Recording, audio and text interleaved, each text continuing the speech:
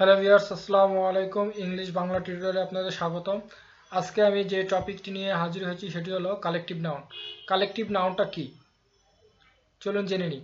যে নাউন এক জাতীয় কতগুলো ব্যক্তি বা বস্তুকে পৃথকভাবে না বুঝিয়ে তাদের সমষ্টিকে বোঝায় তাকে কালেকটিভ নাউন বলে। তাহলে কালেকটিভ নাউন কি বলছে, যে কালেকটিভ নাউন হলো এক জাতীয় কতগুলো ব্যক্তি বা বস্তুকে পৃথকভাবে না বুঝিয়ে একটা কমন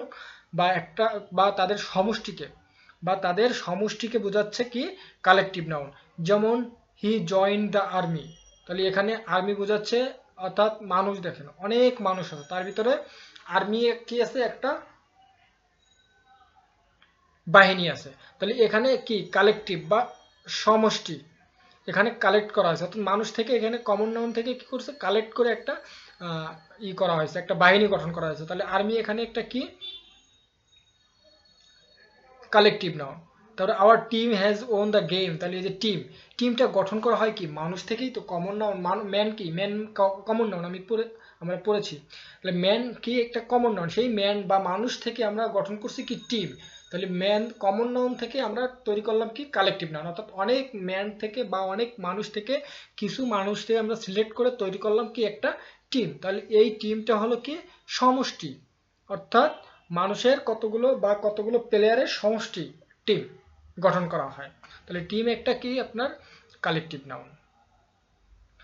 এর কালেকটিভ নাউনের আরো কিছু এক্সাম্পল এই যে নিচে আমি দিচ্ছি, যে pack, match, flight, party, meeting, library, flock, flat, gang, crowd, class, committee এবং জুরি। এগুলো হলো আপনার কি কালেকটিভ নাউন। এখন আমরা দেখব কমন নাউন এবং কালেকটিভ নাউনের একটা টেবিল। তাহলে জিনিসটা আরেকটু ক্লিয়ার হবে। এখন শেপ সাধারণ ভেড়ার নাম প্রকাশ করতেছে, কিন্তু এগুলোর এই যে ধরুন ফ্লক অনেকগুলো ভেড়ার সমষ্টি। এই শিপ দিয়ে বোঝাচ্ছে সাধারণ ভেড়ার নাম, আর এই অনেকগুলো ভেড়ার সমষ্টি ফ্লক বলা হয়। যেমন প্লেয়ার অনেক, যেমন সাধারণ কি সকল সাধারণ খেলোয়াড়ের নাম, সকল সাধারণ খেলোয়াড়ের নামে কি প্লেয়ার। যেমন আমরা প্রত্যেকেই কি, প্রত্যেকটা মানুষই কি প্লেয়ার, কিন্তু এই প্লেয়ার থেকে আমরা কি করি, সিলেক্ট করে একটা টিম গঠন করি। যেমন যে ফুটবল বলে খেলে তারা যেমন ফুটবলের একটা টিম গঠন করলাম, যে ক্রিকেট খেলে তার ক্রিকেটের একটা টিম গঠন করলাম, হাডুডু যে ভালো খেলে তাকে নিয়ে আমরা হাডুডু গঠন করলাম। অর্থাৎ প্রত্যেকটা মানুষই এক একটা প্লেয়ার, আর এই প্লেয়ার থেকে আমরা যে ভালো খেলে তাদের নিয়ে একটা কি সমষ্টি গঠন করি, যাকে আমরা নাম দিয়েছি কি টিম। তাহলে টিম হলো অনেকগুলো খেলোয়াড়ের সমষ্টি। যেমন কেস কি, অর্থাৎ সাধারণ চাবির নাম। এগুলো কি দিয়ে বোঝাচ্ছে, সাধারণ চাবির নাম। আর বান্স বলতে বোঝাচ্ছে অনেকগুলো চাবির সমষ্টি। রাবার্স এখানে সকল সাধারণ ডাকাত বোঝাচ্ছে, অর্থাৎ রাবার্স দ্বারা বোঝাচ্ছে সকল সাধারণ ডাকাত। কিন্তু গ্যাং দিয়ে বোঝাচ্ছে অনেকগুলো সমষ্টি বা অনেকগুলো ডাকাতের সমষ্টি। যেমন বর্তমানে বাংলাদেশে দেখা যাচ্ছে কিশোর গ্যাং। তাহলে গ্যাং কি অনেকগুলো ডাকাতের সমষ্টি, আর রাবার্স বা এগুলো হচ্ছে ডাকাত হলো কি কমন নাউন। তাহলে এগুলো আপনার কালেকটিভ নাউন, আর এগুলো কি কমন নাউন। তাহলে আশা করি কমন নাউন এবং কালেকটিভ নাউনের ভিতরে যে পার্থক্য বা যে এটা বুঝতে পেরেছেন। এখন আমরা দেখব ম্যাটেরিয়ালস নাউনটা কি আসলে।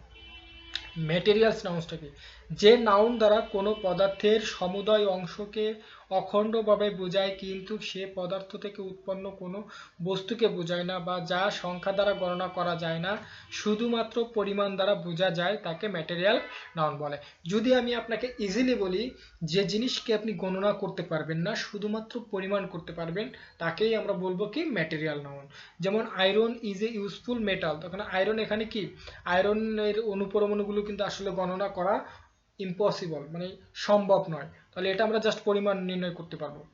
যেমন গোল্ড কিন্তু আমরা কি করতে পারবো না, গণনা করতে পারবো না। যদি আমরা আরো ইজিলি কল্পনা করি, ওয়াটারে কি আপনি গণনা করতে পারবেন, অনুপরমাণু গণনা করতে পারবেন? অবভিয়াসলি পারা যাবে, কিন্তু আসলে কিন্তু সাধারণভাবে কি সম্ভব নয়।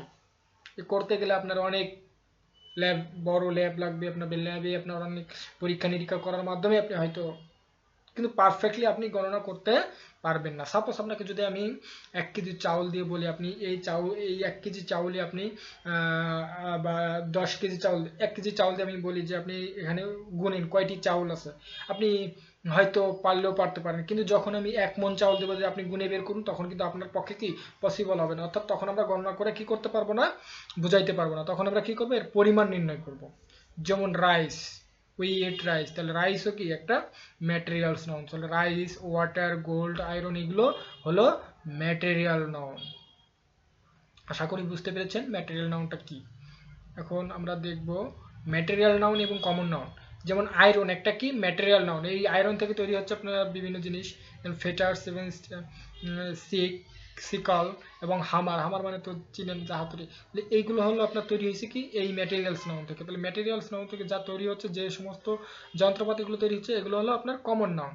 আর যেটা থেকে তৈরি হচ্ছে সেটা হলো ম্যাটেরিয়াল নাউন। যেমন উড, উড মানে কি কাঠ, কাঠ থেকে তৈরি হয় কি আপনার বেঞ্চ, ডোর, কাপবোর্ড। তাহলে এই যে এগুলো তৈরি হচ্ছে কি থেকে, উড থেকে। তাহলে উডটা হলো আপনার ম্যাটেরিয়ালস নাউন্স, এবং বেঞ্চ, ডোর এবং কাপবোর্ড এগুলো হলো আপনার কমন নাউন। যেমন মিল্ক, মিল্ক মানে কি দুধ, এই দুধ থেকে তৈরি হচ্ছে আপনার ঘি, বাটার, চিজ এগুলো তৈরি হচ্ছে। তাহলে এই মিল্কটা হবে আপনার কি ম্যাটেরিয়াল নাউন, এবং এটা হবে কি আপনার কমন নাউন। তাহলে আশা করি বুঝতে পেরেছেন যে কমন নাউন এবং ম্যাটেরিয়ালস নাউন্স কি।